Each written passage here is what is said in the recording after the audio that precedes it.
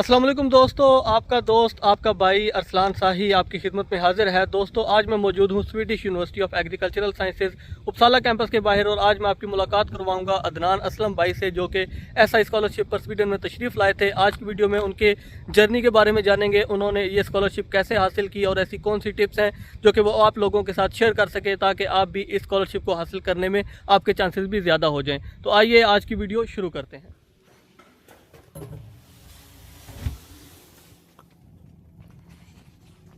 हमारे अदनान भाई हैं। अस्सलाम वालेकुम अदनान भाई। वालेकुम अस्सलाम। Thank you so much for your time. Welcome. तो अदनान भाई अब हमें अपने ऑफिस में लेके जाएंगे।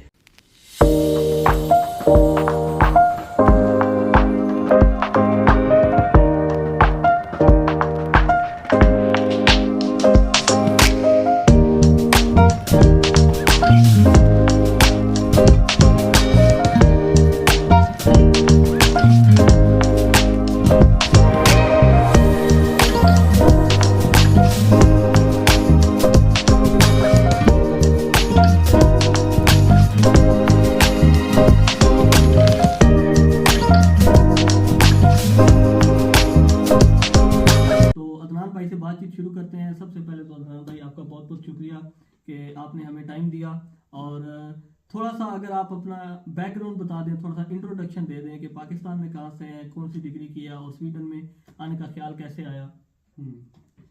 अस्सलाम वालेकुम एवरीवन, मेरा नाम अदनान है और पाकिस्तान में मैं लाहौर से हूँ, और बैचलर्स मेरा वेटरनरी मेडिसिन में है, और उसके बाद मैंने तकरीबन 8 साल पोल्ट्री इंडस्ट्री में काम किया है, और 2021 में मैंने स्वीडिश इंस्टीट्यूट स्कॉलरशिप पे अप्लाई किया था। इसमें मेरी सिलेक्शन हुई और फिर मैं यहाँ आया, मैंने मास्टर किया SLU Swedish university of agricultural sciences पे, और 2023 में मेरी डिग्री कंप्लीट हुई है। और डिग्री की कंप्लीशन से पहले मेरी यहाँ की जो नेशनल फूड एजेंसी है उसमें एज फूड इंस्पेक्टर जॉब हुई थी, और जब मैं वहाँ काम कर रहा था तो यहाँ फिर मेरी PhD पे सिलेक्शन हो गई सेम यूनिवर्सिटी पे। तो कुछ वहाँ पहले मैंने यहाँ पे अपनी PhD शुरू की है। जस्ट अ क्विक क्वेश्चन, आपकी बात से मैंने क्वेश्चन पिक किया कि जब आपने कहा कि आपकी नेशनल फूड एजेंसी में जॉब हो गई थी, तो ये भी कहा जाता है कि स्वीडन में लैंग्वेज बैरियर बहुत ज़्यादा है, तो क्या आपको उस जॉब के लिए लैंग्वेज सीखनी पड़ी या? बिल्कुल बिल्कुल, देखिए स्कॉलरशिप पे आने के जहाँ बहुत सारे फ़ायदे हैं ना, उसमें एक ये है कि आप खुद को जॉब मार्केट के लिए प्रिपेयर कर सकते हैं। जैसे अगर आप यहाँ आते हैं, सेल्फ पे आते हैं फॉर इंस्टेंस, तो आपका सारा फोकस होता है कि मैंने फ़ी निकालनी है, मैंने अपने एक्सपेंसेस निकालने हैं। तो उसमें आपको अपनी जो जॉब के लिए स्टडी के अलावा जो एडिशनल चीज़ें चाहिए होती हैं, आप उन पे फोकस नहीं कर पाते और वो चीज़ें आप फुलफिल नहीं कर सकते।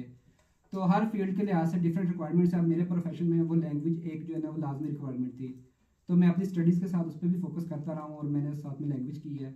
तो उसकी बेस पे फिर मैंने इंटरव्यू स्वीडिश में दिया था, तो फिर मेरी सिलेक्शन हो गई उसमें, और उधर मेरी जॉब हो गई थी। क्योंकि ये यहाँ की नेशनल फूड एजेंसी है, तो इनका जो सारा ऑर्गेनाइजेशनल लैंग्वेज है वो स्वीडिश है, तो उसके बगैर जॉब पॉसिबल नहीं है।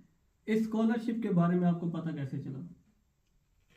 मेरा एक यूनिवर्सिटी फ़ेलो था, यूनिवर्सिटी फ़ेलो था, आप दोस्त है, तो वो ऑलरेडी SLU में उसने मास्टर किया था, तो उसके थ्रू मुझे पता चला था। वो भी ऐसा ही स्कॉलरशिप? नहीं, वो ऐसे ही स्कॉलरशिप पे नहीं था, वो यूनिवर्सिटी के स्कॉलरशिप पे आया था। तो उसने मुझे बताया था कि ऐसे यहाँ ऐसे ही स्कॉलरशिप होता है, तो उसके बारे में फिर मैंने डिटेल्स वगैरह पढ़ी, और मुझे जब इसकी सारी मैंने देखा तो मुझे लगा कि ये मेरे प्रोफाइल को ज़्यादा सूट करता है एज़ कम्पेयर टू अदर्स जो मैं पहले दूसरे देख रहा था। क्योंकि अगर आप देखें तो बाकी जो दूसरे स्कॉलरशिप्स हैं उसमें आपको रिस्ट्रिक्शन है स्टडी गैप की, एज की, लेकिन ये एक ऐसा ज़बरदस्त स्कॉलरशिप है उन लोगों के लिए जिनका एजुकेशन के बाद गैप है। और मैं अक्सर ग्रुप्स वगैरह पे देखता हूँ कि मेरा स्टडी गैप है, क्या मुझे कोई स्कॉलरशिप मिल सकता है, तो उन लोगों के लिए सबसे बेस्ट स्कॉलरशिप है।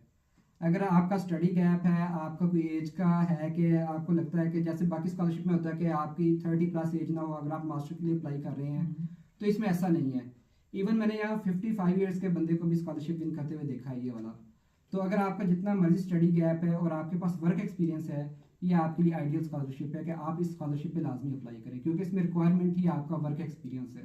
तो जब आपको इस स्कॉलरशिप के बारे में पता चला, उससे पहले आप मजीद स्कॉलरशिप्स के बारे में देख रहे थे, और अगर देख रहे थे तो कौन कौन सी स्कॉलरशिप्स थी? तो उन सब में से आपने, जैसा कि ये तो बता दिया कि आपने ये स्कॉलरशिप क्यों चूज़ की, लेकिन अगर आप थोड़ा सा उन स्कॉलरशिप के बारे में बता दें जो कि आप इसके साथ साथ देख रहे थे। मेरा सबसे पहला फोकस ये था कि मैं जब स्टडी वीज़ा पे जाना चाह रहा हूँ तो मैं अपनी फील्ड की जो टॉप की यूनिवर्सिटीज़ हैं, मेरा फोकस वो था। तो वो मैंने रैंकिंग देखी हुई थी कि दुनिया में पहले नंबर पे मेरी फील्ड में ये यूनिवर्सिटी है, दूसरे पे ये है, तीसरे पे ये है। और उसके बाद फिर मैं देख रहा था कि इन यूनिवर्सिटीज़ के लिए कौन से स्कॉलरशिप्स हैं, तो मैं उन पे अप्लाई कर रहा था। तो उसके बाद फिर उसमें एडिशनल ये चीज़ें आ गई कि मुझे ऐसा स्कॉलरशिप चाहिए। पहली बात तो ये है कि यूनिवर्सिटी वो हो जो दुनिया में रैंकिंग में टॉप में हो मेरी फील्ड में। दूसरा ये था कि मुझे पे अच्छा करे। तीसरा ये था कि मैं फैमिली को साथ रख सकूं। चौथा ये है कि जो स्टडी गैप को माइंड ना करे। और पांचवा ये था कि उसमें कोई बंदिश ना हो कि आपने स्कॉलरशिप के बाद या सर्व करना है या अपनी कंट्री में वापस जाना है, या इस तरह के जैसे होते हैं। तो उसमें काफ़ी सारे स्कॉलरशिप तो वैसे ही आउट हो गए, जैसे फुल ब्राइट है, जैसे शिवनिंग है, जैसे HSE के स्कॉलरशिप्स हैं।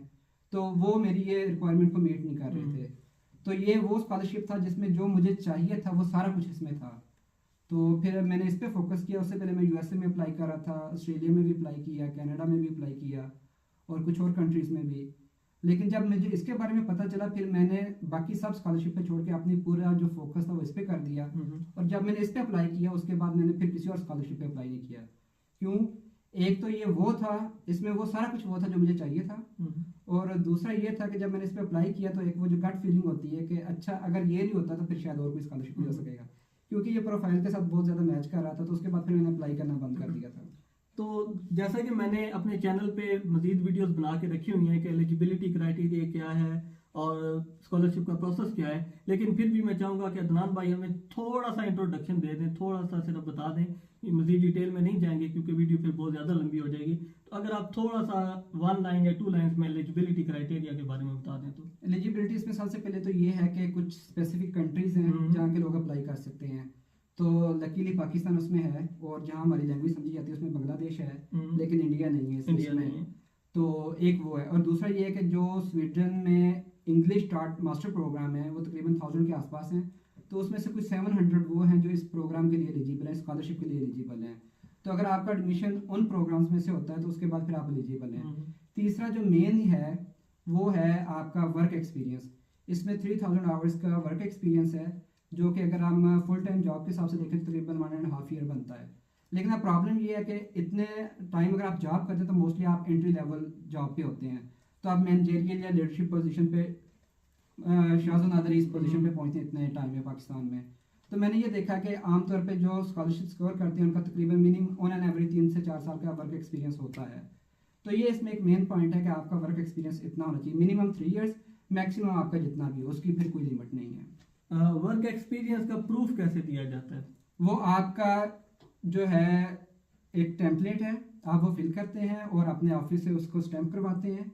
और बाकी जो आपका फिर स्टडी गैप होता है उससे भी इनको आइडिया हो जाता है कि अच्छा इसने बैचलर इसमें किया है और उसके बाद ये इतना गैप तो डेफिनेटली वर्क एक्सपीरियंस होगा। और फिर आप इसकी प्रॉपर डॉक्यूमेंटेशन प्रोवाइड करते हैं थ्रू साइन एंड स्टैम्प।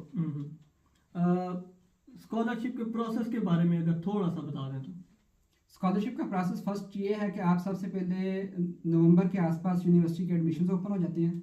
सबसे पहले आप जो है वो यूनिवर्सिटी के एडमिशन के लिए अप्लाई करें और उसके बाद फिर आप स्कॉलरशिप के लिए अप्लाई करें। स्कॉलरशिप के लिए आपने 5 डॉक्यूमेंट्स तैयार करने हैं। आपकी CV है और उसके बाद फिर 2 आपके रेफरेंस लेटर हैं, एक आपका मोटिवेशन लेटर है और एक आपका लीडरशिप एक्सपीरियंस लेटर है। तो ये आपने 5 डॉक्यूमेंट्स तैयार करने हैं और इस पर जितना आप टाइम लगा सकते हैं वो इस पर अपना टाइम लगाएं। जितने रिफाइंड डॉक्यूमेंट्स आप बना सकते हैं वो बनाएं। इतनी इसकी आप समझें कि अच्छी तरह ये डिटेल्ड डॉक्यूमेंटेशन दी हुई है कि इनको फिल कैसे करना है। पहली बात ये है कि बहुत लेंथी डॉक्यूमेंट्स नहीं है। इसका मोटिवेशन लेटर सिर्फ 500 कैरेक्टर्स का है, तो वो यकीन करें एक पैराग्राफ बनता है। अब आप वो लिखने बैठे तो मे बी आप 1 आवर में वो लिख दें, लेकिन वो उसका बेस्ट वर्जन नहीं होगा। मैंने तकरीबन इस एप्लीकेशन पे मिनिमम 2 से 3 माह लगाए हैं ये कंप्लीट करने में। अब मेरी जॉब ऐसी थी कि ट्रैवलिंग उसमें बहुत ज़्यादा होती थी। मैं वो एडवाइजरी सर्विसेज प्रोवाइड करता था फार्मर्स को, तो उसमें मेरी रूटीन में ट्रैवलिंग बहुत ज़्यादा होती थी। तो वो मैं डेली एक क्वेश्चन लिख के वो मैं रख लेता था कि अच्छा आज मैंने सारी ट्रैवलिंग में इस पर सोचना है कि इसको बेस्ट पॉसिबल वे में कैसे आंसर करना है। क्योंकि अगर आप स्कॉलरशिप के अमाउंट देखें तकरीबन 1.5 करोड़ रुपया है। अब आपको 1.5 करोड़ रुपया ये क्यों दें? तो अब आपने साबित करना है कि मैं इस काबिल हूँ, मेरा एक्सपीरियंस इस तरह का है, मेरा विजन इस तरह का है कि आप मुझे दें, और फिर उसमें आपने आपको प्रूव करना है, तो आपकी डॉक्यूमेंटेशन बहुत रिफाइंड होनी चाहिए। तो उसमें मैं आपको सजेस्ट करूँगा कि आप जितना टाइम स्पेंड कर सकते हैं, जितना उसको अच्छा अंडरस्टैंड कर सकते हैं, उसमें सबसे जो बेसिक चीज़ है, जो ये स्कॉलरशिप असल में है SDGs को अचीव करने के लिए, सस्टेनेबल डेवलपमेंट गोल्स को। तो आप उनको थारोली पढ़ें और उसके बाद उसको देखें कि ये आपके स्टडीज़ के साथ कौन से लिंक करते हैं, आपके वर्क एक्सपीरियंस के साथ कौन से लिंक करते हैं, और आपके जो फ्यूचर गोल्स हैं उनके साथ कौन से लिंक करते हैं। तो जब उनको आप परफेक्टली अलाइन करेंगे तो फिर आपके चांसेस बहुत बढ़ जाते हैं। तो अदनान भाई, आपने रेफरेंस लेटर्स की बात की, तो रेफरेंस लेटर्स आपने किससे लिए थे? अपने यूनिवर्सिटी के प्रोफेसर से लिए थे या? उसमें दो हैं, एक तो आप यूनिवर्सिटी से ले सकते हैं और दूसरा आप वर्क प्लेस से ले सकते हैं। तो उसमें वैसे कंडीशन नहीं है, अगर आप किसी सिविल सोसाइटी के साथ लिंक्ड हैं तो आप उससे भी ले सकते हैं। लेकिन मेरा एक यूनिवर्सिटी से था और एक मैंने अपनी ऑर्गेनाइजेशन से लिया था जहाँ मैं जॉब कर रहा था। तो ये जो डॉक्यूमेंट्स आप बता रहे हैं कि रेफरेंस लेटर हो, और ये रिक्वायर्ड डॉक्यूमेंट्स हैं या ऑप्शनल है? नहीं, ये रिक्वायर्ड है, ये मैंडेटरी है। अगर इसमें से कोई भी डॉक्यूमेंट मिसिंग होगा आपकी एप्लीकेशन कंसीडर नहीं होगी, क्योंकि इसमें कंपटीशन बहुत ज़्यादा होता है। लेस देन 1% चांसेस हैं आपकी सिलेक्शन के। तो जब आप रिजेक्शन के लिए बैठे होते हैं कि मेरे सामने 10,000 एप्लीकेशन है, मैंने 300 सेलेक्ट करनी है, तो फिर आपको कोई भी चीज़ नज़र आएगी, एक वो चेकलिस्ट है कि ये डॉक्यूमेंट्स हैं, उसमें वो नहीं है तो आप आउट है। तो ये मैंडेटरी डॉक्यूमेंट्स हैं, ये आपने लाजमी सारे सबमिट करने हैं। तो 2 मैंडेटरी डॉक्यूमेंट्स हैं, लेकिन अगर आप 5 हैं। सॉरी, रेफरेंस लेटर्स की बात रेफरेंस लेटर 2 है, तो लेकिन आप 3 भी दे सकते हाँ, हैं। यही मैं पूछने लगा था कि अगर आप ज्यादा भी देते हैं, 4-5 भी जमा करवा सकते हैं, नो तो प्रॉब्लम। उससे आपकी प्रोफाइल इंप्रूव होगी, अच्छा इंप्रेशन पड़ेगा। डिपेंड करता है। आप देखिए, अगर आपका 4 साल का एक्सपीरियंस है और उस दौरान आपने 4 जॉब्स चेंज की और आप 4 रेफरेंस लेटर दे रहे हैं, तो वो मेरा नहीं ख्याल कि उसमें आपका अच्छा इम्पैक्ट पड़ेगा। उससे ये साबित करता है कि आप कंसिस्टेंट नहीं है। तो यूनिवर्सिटी से एक काफ़ी है, वर्क एक्सपीरियंस से एक काफ़ी है। अगर आप ज़्यादा भी करना चाहते हो तो मेरे ख्याल में 3 से आप ऊपर ना जाएं। तीसरा, आप अगर किसी सिविल ऑर्गेनाइजेशन के साथ लगे हैं, किसी NGO के साथ लगे हैं, कुछ आप वेलफेयर का काम कर रहे हैं, तो वो आपके लिए बहुत बड़ा प्लस पॉइंट होगा, वो आप लाजमी साथ में अटैच करें। लेकिन इन 3 के अलावा आप चौथा कोई रेफरेंस लेटर साथ में अटैच ना करें। मतलब क्वांटिटी मैटर नहीं करती, क्वालिटी मैटर करती। आप इसी से अंदाजा लगा लें कि जो मोटिवेशन लेटर है वो सिर्फ 500 कैरेक्टर्स का है, ठीक है, सिर्फ एक पैराग्राफ। तो इन्हें क्वांटिटी नहीं चाहिए, इन्हें क्वालिटी चाहिए। इस स्कॉलरशिप के प्रोसेस के बारे में हमने अदनान भाई से थोड़ा सा डिटेल में पूछ लिया। अब हम अदनान भाई से ये पूछते हैं कि इस स्कॉलरशिप के पर्क्स क्या हैं, बेनिफिट्स क्या है स्कॉलरशिप्स के? बेनिफिट्स इसमें ये हैं कि जब आपका इतना वर्क एक्सपीरियंस होता है तो डेफिनेटली आप या तो फैमिली मैन है या फैमिली वुमेन है, तो आप इस स्कॉलरशिप में अपनी फैमिली को साथ रख सकते हैं। दूसरा, इसमें स्टाइपेंड इतना है कि आपका इसमें अच्छा गुजारा हो जाता है। तकरीबन अभी जो करंट है वो 12,000 क्राउन के आसपास है। तो हाउसिंग में आप अगर आप जाते तो 4,000 आपका हाउसिंग का, या 5,000 जाता तो बाकी आपका 7,000 इनफ है बाकी एक्सपेंसेस के लिए। तो इसमें आपका मंथली स्टाइपेंड है 2 साल के लिए, और ये पहले साल में अगर आपको 12,000 मिल रहा है तो सेकंड ईयर में आपका 13 हो जाएगा, और बाद में अगर आप वीडियो देख रहे हैं तो वो ये इन्फ्लेशन एडजस्टेड होता रहता है। दूसरा, इसमें ट्यूशन फ़ी आपकी फुली पेड है। तीसरा ये है कि आपका 1 टाइम ट्रैवल अलाउंस है जो 15,000 क्राउन होता है। आप अपनी टिकट बाई कर सकते हैं, यहाँ आके आपने कुछ और चीज़ें बाई करनी है वो बाई कर सकते हैं, तो वो है। उसके अलावा ये है कि आपका यहाँ पे एक नेटवर्क बनता है और उसमें आपको फंड्स साइन होते हैं, जिसमें आप अपनी डेवलपमेंट के लिए खुद प्रोग्राम आप डिज़ाइन कर सकते हैं, या सेशन ऑर्गेनाइज कर सकते हैं, या आप वर्कशॉप अरेंज कर सकते हैं। तो ये सारे इसमें बेनिफिट्स हैं। सबसे बड़ा बेनिफिट मेरे ख्याल में इसमें ये है, बीइंग विद दिस एक्सपीरियंस और बीइंग अ फैमिली मैन और वुमेन, आप अपनी फैमिली को साथ रख सकते हैं। तो आपने ये तो शुरू में बता दिया था कि इसमें इस तरह की कोई ऐसी रिक्वायरमेंट नहीं है कि आपको स्कॉलरशिप कंप्लीट करने के बाद अपने कंट्री में वापस जाना पड़ेगा, जैसा कि एग्जैक्टली नहीं, इसमें ये नहीं है। इसमें आप फ्री हैं, आप यहाँ स्टे करना चाहते हैं यहाँ स्टे करें, आप वापस जाके अपना करियर कंटिन्यू करना चाहते हैं तो वो भी आपके लिए ऑप्शन है। आपके लिए कोई उसमें बंदिश नहीं है कि आपने क्या करना है उसके बाद। लेट्स से आप एक वुमन है और आपकी स्कॉलरशिप लग गई है, और आप अगर यहाँ पे आते हैं तो आपका हस्बैंड यहाँ पे जॉब कर सकता है? बिल्कुल, वो साथ आ सकते हैं, और हस्बैंड को अलाउ है कि वो जितना चाहे यहाँ काम कर सकता है। उसमें कोई आवर्स की नहीं, लिमिटेशन नहीं है कि आप 20 आवर्स करें 40 आवर्स करें। आप जितना चाहे वो काम कर सकते हैं, खुद को सपोर्ट कर सकते हैं, एक्स्ट्रा अर्निंग्स कर सकते हैं। ठीक हो गया। एक ऐसी एडवाइस जो कि आप देना चाहें हमारे दोस्तों को? इसमें ये दो तीन ऐसी चीज़ें हैं जिसमें मैं चाहता हूँ कि आप बहुत ख्याल रखें जब आप अप्लाई करें। एक तो SDGs को अच्छी तरह से अंडरस्टैंड करें, इस पर मैं जितना स्ट्रेस दूँ उतना कम है, ताकि क्योंकि इसका फोकस ये है कि ये स्कॉलरशिप हमने लोगों को इसलिए दे रहे हैं ताकि जो इनके गोल्स हैं उनको अचीव करने में इनको हेल्प हो। दूसरा ये कि जब आप कोर्सेज सेलेक्ट करते हैं तो आपने उसमें बहुत ज़्यादा स्पेसिफिक होना है। उसमें ये नहीं होना कि एक कोर्स आप किसी फील्ड का उठा लें, दूसरा किसी फील्ड का उठा लें। उसमें ये होता है कि आपके एडमिशन के चांसेस तो बढ़ जाते हैं, लेकिन आप फिर अपनी उस सिलेक्शन को अपनी एप्लीकेशन में जस्टिफाई नहीं कर पाएंगे। तो इसलिए कोशिश करें। मैंने जब अप्लाई किया तो मैंने सिर्फ एक कोर्स में अप्लाई किया था, हालांकि जब आप अप्लाई करते हैं स्वीडन में तो आप एक टाइम में 4 कोर्सेज के लिए अप्लाई कर सकते हैं, 4 मास्टर प्रोग्राम्स के लिए अप्लाई कर सकते हैं। लेकिन मैं बड़ा स्पेसिफिक रहा उस सिलेक्शन में और मैंने सिर्फ एक कोर्स में अप्लाई किया था। तो मैं आपको भी ये सजेस्ट करूँगा आप बता 4 में कर लें, लेकिन वो चारों बहुत स्पेसिफिक होने चाहिए और वो एक नैरो सिलेक्शन के अंदर होने चाहिए। बहुत आपकी सिलेक्शन वाइडर नहीं होनी चाहिए कि वो फील्ड ही डिफरेंट हो जाए। तो जब आप ये करेंगे तो फिर आपको उसको जस्टिफाई करना ईजी हो जाएगा। ये चीज़ आपको स्कॉलरशिप एप्लीकेशन में भी काम आएगी और अगर आपका वीज़ा इंटरव्यू होता है तो उसमें भी आपको ये बहुत हेल्पफुल होगी। तो दोस्तों ऐसा स्कॉलरशिप के बारे में ये अदनान भाई के ख्यालात थे। अगर आपके मजीद कुछ क्वेश्चन हो तो आप मुझे इंस्टाग्राम पे मैसेज कर सकते हैं, ये मेरे इंस्टाग्राम का लिंक मौजूद है।